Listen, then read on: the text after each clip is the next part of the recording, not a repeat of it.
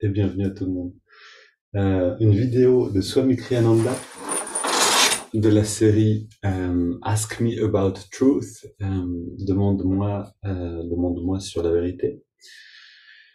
Et là donc Swami Kriyananda parle de la créativité. Alors bon, ici la traduction n'était pas idéale dans l'écrit. Hein. Je sais pas combien parle anglais ici couramment, mais voilà, il y a des petits problèmes. Ce dont parlait Swami Kriyananda, c'était de devenir canal, de se mettre un petit peu de côté et de laisser agir à travers nous.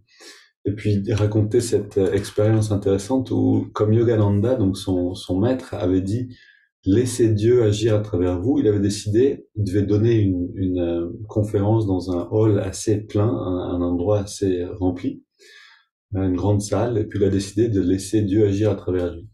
Alors il est allé dans la conférence, il s'est mis en face des gens et il a attendu que Dieu parle à travers lui. Il est resté en silence pendant 2-3 minutes.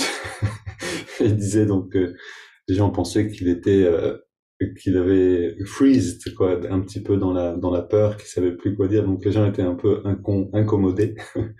Mais lui était très à l'aise et attendait simplement que les choses se passent. Et là, il a compris quelque chose d'essentiel et qui est important pour toute personne qui veut être créative. C'est justement, c'est pas qu'on doit rien faire, mais on agit, on pense, on parle, mais on le laisse nous guider dans ses pensées, ses paroles et ses actions. Et donc, c'est pas de ne rien faire et attendre que ça se fasse tout seul, d'une certaine manière, mais c'est donner l'effort et que, en fournissant un effort, l'énergie, en fait, va nous diriger vers ce qui est juste. Et, et dans les enseignements sur l'intuition, on trouve ça que quand on sait pas, en fait, on se met à agir, on fait quelque chose pour sortir du doute ou de l'immobilité, et qu'en agissant, on peut voir ce qui est juste parce que l'énergie s'élève quand on va dans la bonne direction ou s'effondre un petit peu quand on va dans la mauvaise direction. Donc je veux dire, la créativité est très liée finalement à cette relation avec l'intuition et à laisser cette intuition agir à travers nous guider.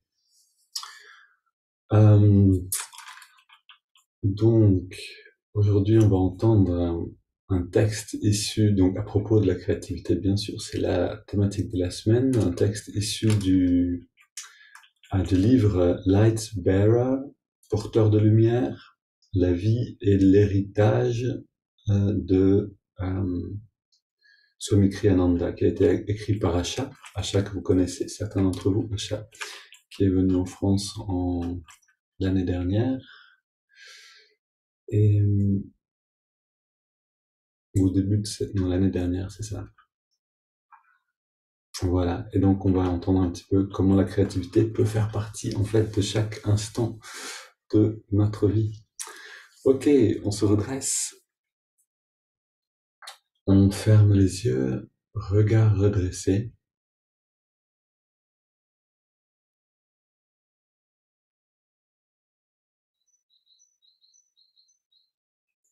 Et oui, avant de commencer, je voulais aussi dire que vous trouverez sur notre chaîne une nouvelle playlist, une nouvelle liste de vidéos sur la chaîne YouTube avec maintenant des satsangs sur la Bhagavad Gita. Le premier était lundi dernier. Certains d'entre vous étaient là. Ceux qui n'étaient pas là, vous pouvez le regarder après coup si vous voulez. C'est les commentaires de Yogananda sur la Bhagavad Gita. Ok. Donc, regard redressé, on concentre l'attention à la jonction des sourcils et on entre dans la sensation de la respiration et du battement du cœur.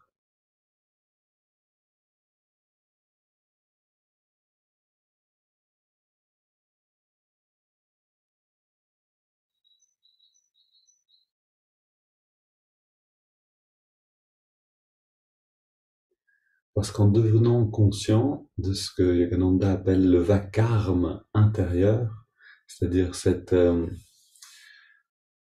son constant, hein, cette soufflerie et puis cette pulsation constante qu'on ne perçoit pas normalement, eh ben, ça va finir par s'apaiser.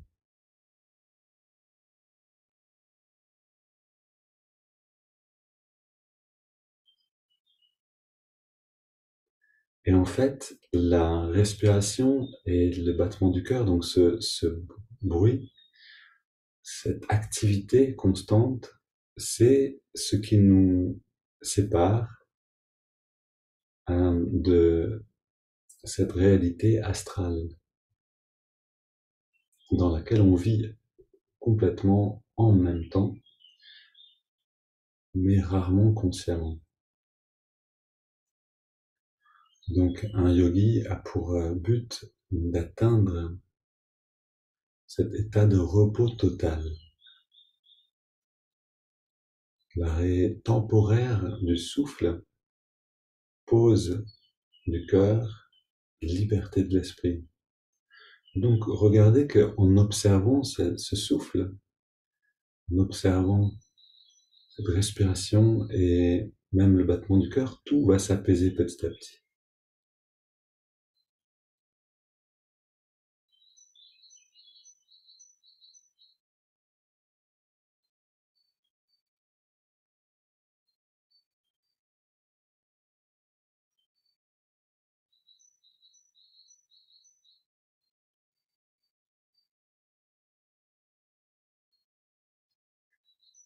Et maintenant, on va justement allonger la respiration.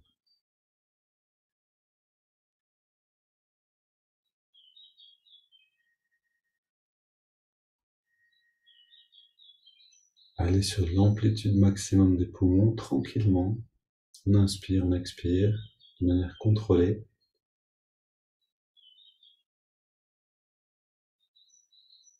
On inclut maintenant la prière continuelle ou la répétition d'un mantra, d'une affirmation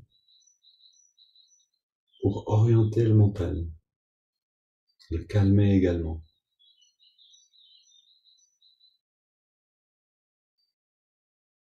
Prenez la phrase qui vous parle ou celle que je vous propose.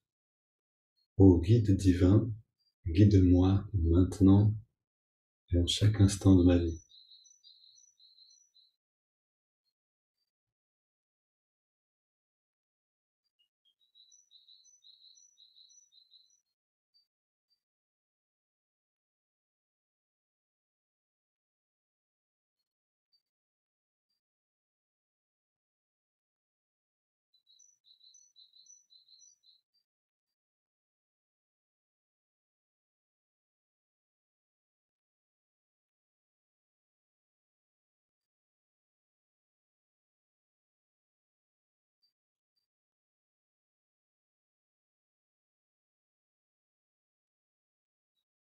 Et essayons de sentir ce calme qui s'installe.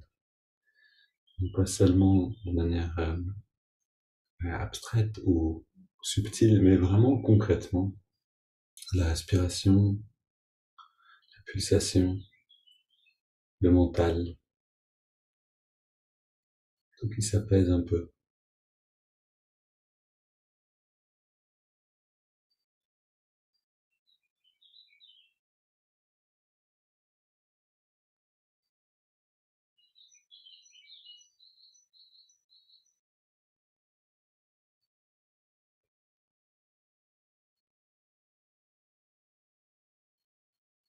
On garde cette pratique intérieure précieusement et on va dans les étirements du dos.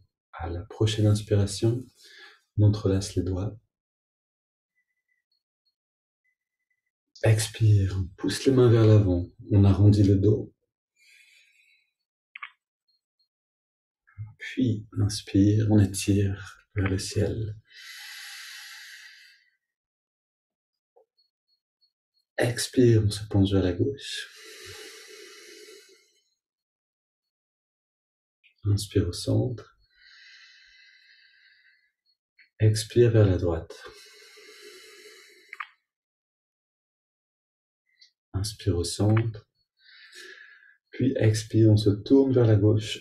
On pose les mains en soutien et dans la rotation, on retrouve la pratique intérieure. On la garde simplement, mais on retrouve l'attention.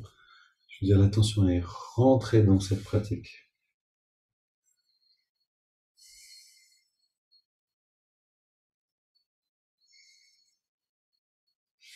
On revient au centre. Inspire, on étire vers les ciels. Expire, on se tourne vers la droite. On pose les mains en soutien. 3 respirations là.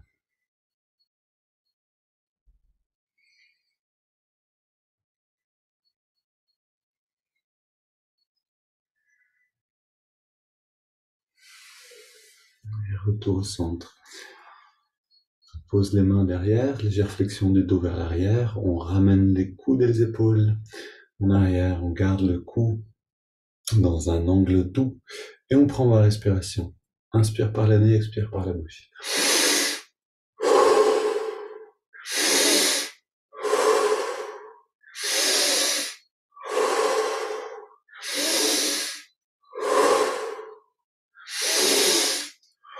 Et à chaque fois qu'on inspire, sentez cette fraîcheur de l'inspire qui devient de plus en plus agréable, comme un petit boost d'énergie et d'oxygène.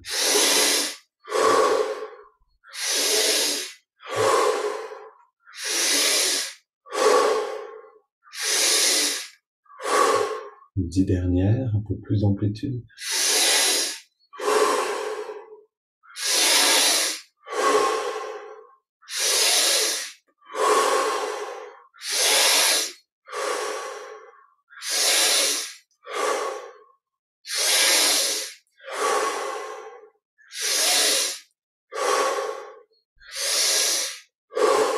Une 2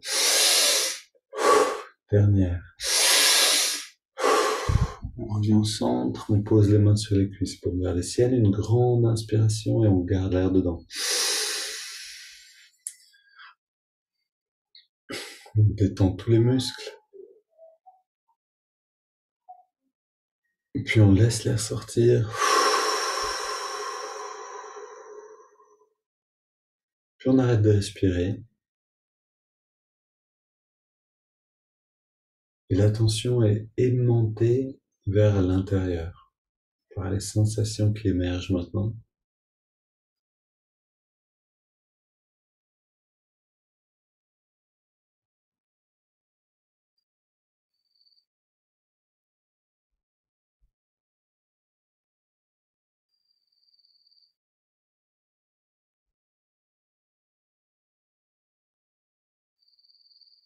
On prend une inspiration profonde.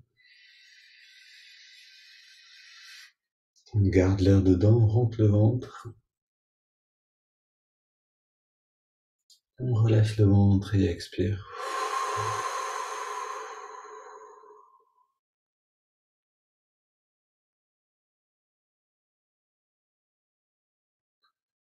La respiration est libre et un instant pour garder le regard en nous-mêmes, c'est-à-dire la perception dans ce qui émerge maintenant.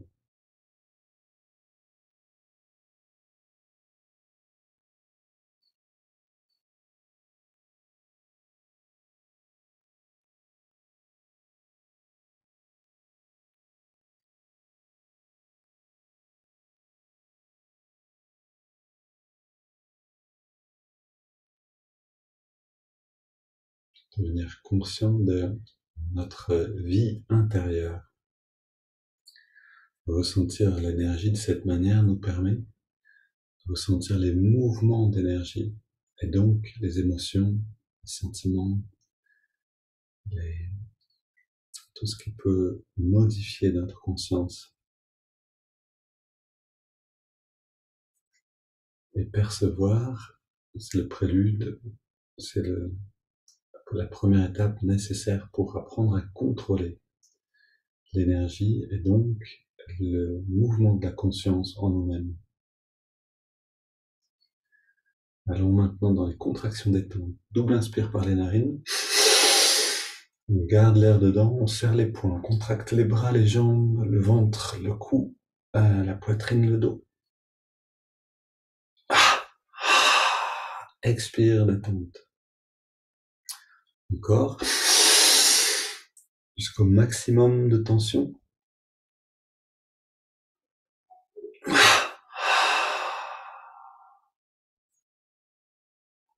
Une dernière.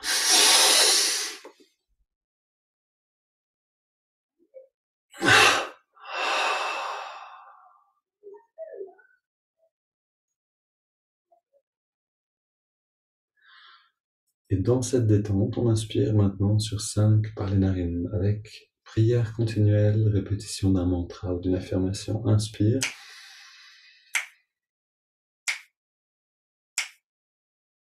On garde l'air dedans.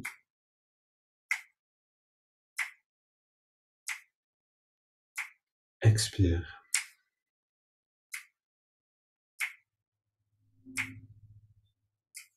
Inspire.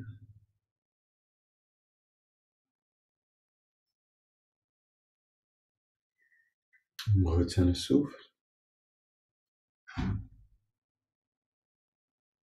Et expire. Donc on travaille régulièrement avec la visualisation. Essayez aujourd'hui de sentir l'énergie elle-même, au-delà de l'image. On inspire, l'énergie remonte naturellement. On garde l'air dedans et en gardant le regard redressé, l'attention à la jonction des sourcils, on attire l'énergie dans le lobe frontal. Puis on expire en se détendant. Inspire à nouveau.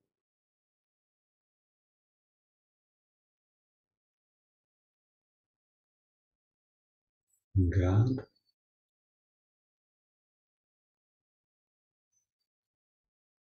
Et expire.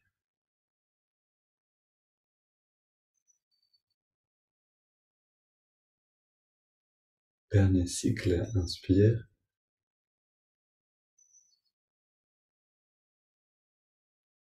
On retient. Et expire.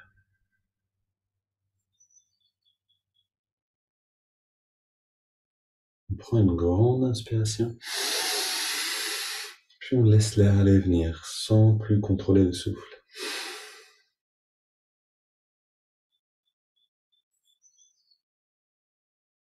Alors on pourrait se dire quand est-ce qu'on commence enfin à méditer.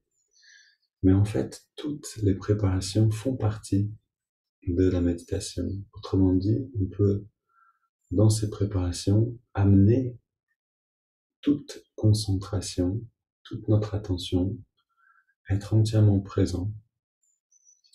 Et alors on apprend à amener l'état de méditation, l'état de concentration en chaque instant.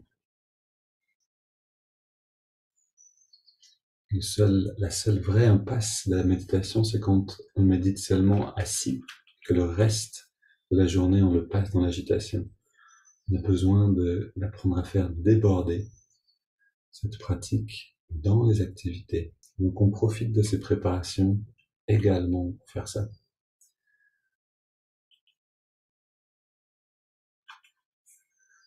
Lecture d'un texte donc écrit par Asha sur Swami Kriyananda. Certaines traditions spirituelles condamnent toute créativité, la jugeant égoïste. C'est un malentendu, a dit Swami Kriyananda. On ne peut pas transcender l'ego simplement en le supprimant. La créativité est un élément fondamental du chemin spirituel. Pour grandir spirituellement, vous devez donner de vous-même.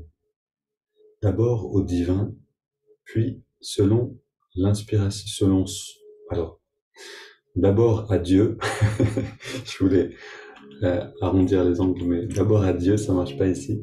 Puis selon son inspiration, à Dieu dans les autres.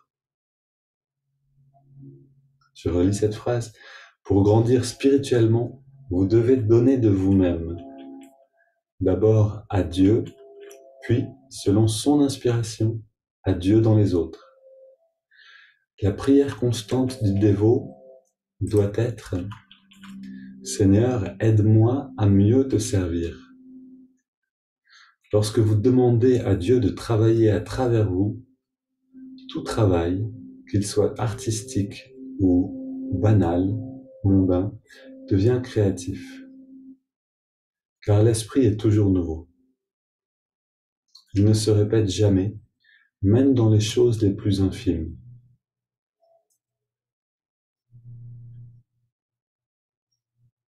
Yogananda disait: chaque atome est doté d'individualité. Je relis une phrase vers la fin. Lorsque vous demandez à Dieu de travailler à travers vous, tout travail, qu'il soit artistique ou banal, devient créatif, car l'esprit est toujours nouveau.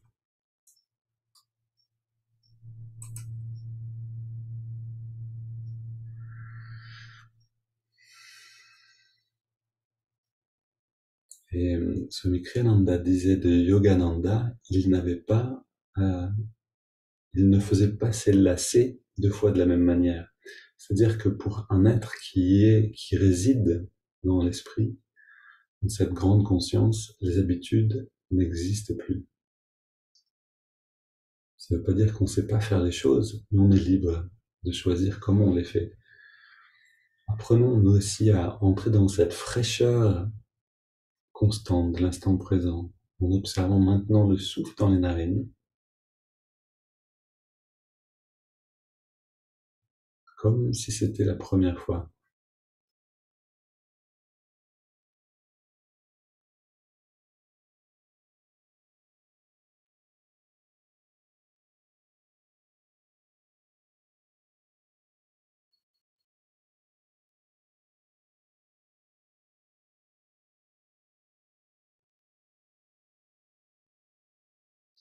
On ressent la fraîcheur de l'inspiration et on ressent la tiédeur de l'expire, comme une expérience nouvelle.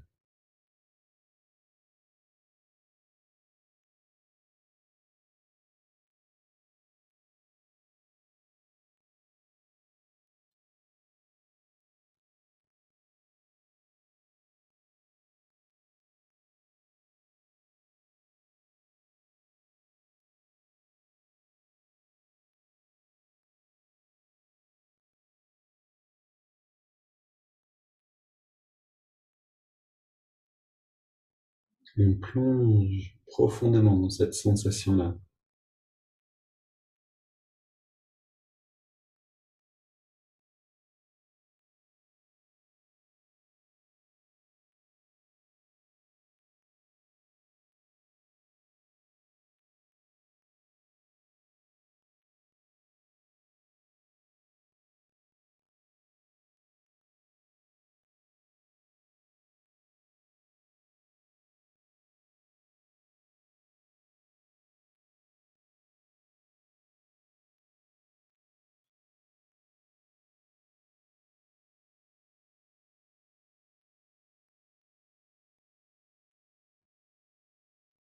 Et puis on ajoute le mouvement de l'index de la main droite,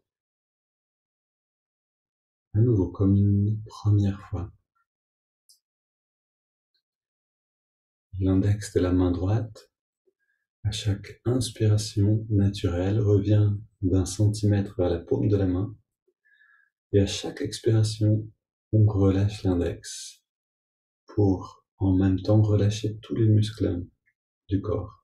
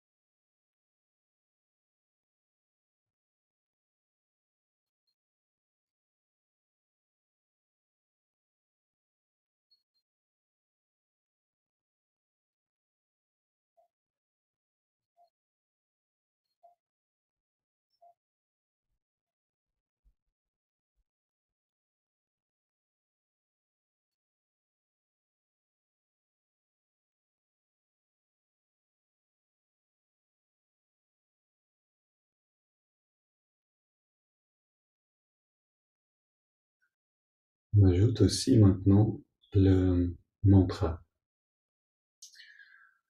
Hong, H-O-N-G, accompagne mentalement l'inspiration naturelle. Et Sau, S-A-U, accompagne mentalement l'expiration naturelle.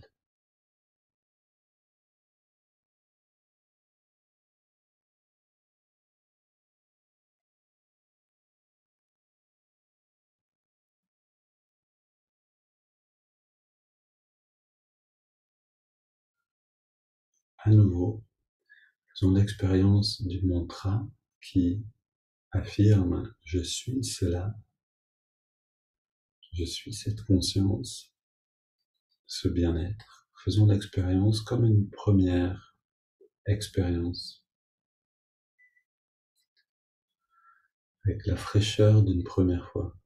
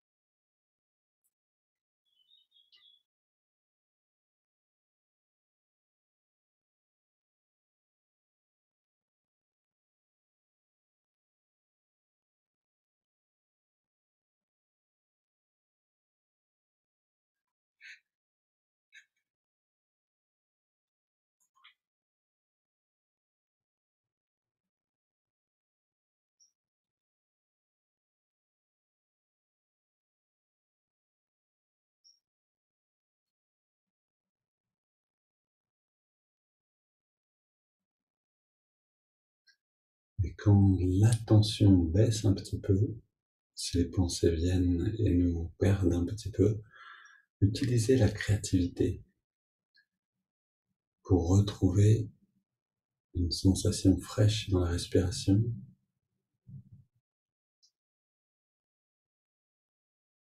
et dans les autres pratiques.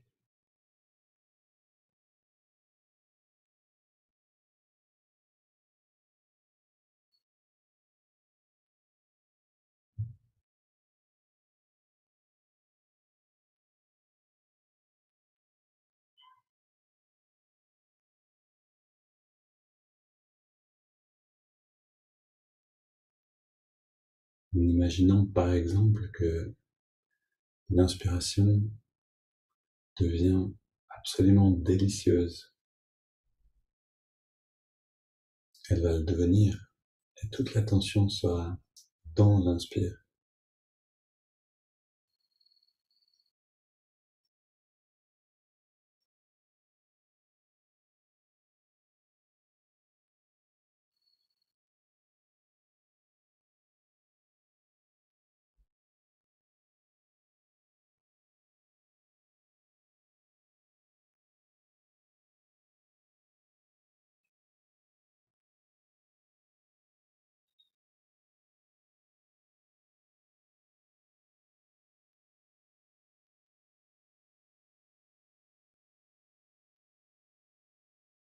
Puis on prend une inspiration profonde, une expiration 3 fois. On abandonne les 3 techniques et on laisse la respiration aller à son rythme.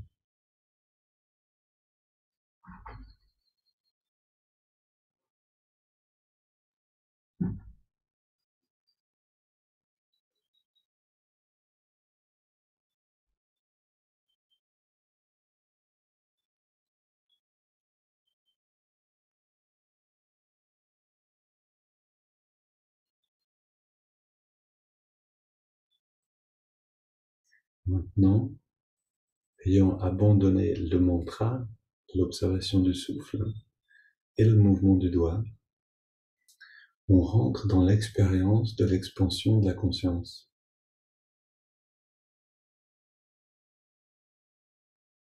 Et je vous propose de trouver par vous-même l'image de l'expansion qui vous parle. Est-ce que c'est une sphère lumineuse qui grandit, un bien-être comme un nectar qui se répand dans tout le corps, quelque chose d'autre? Et trouver cette image. Cette expérience va la montrer d'elle-même. Et aller au bout de l'expérience, dans la détente.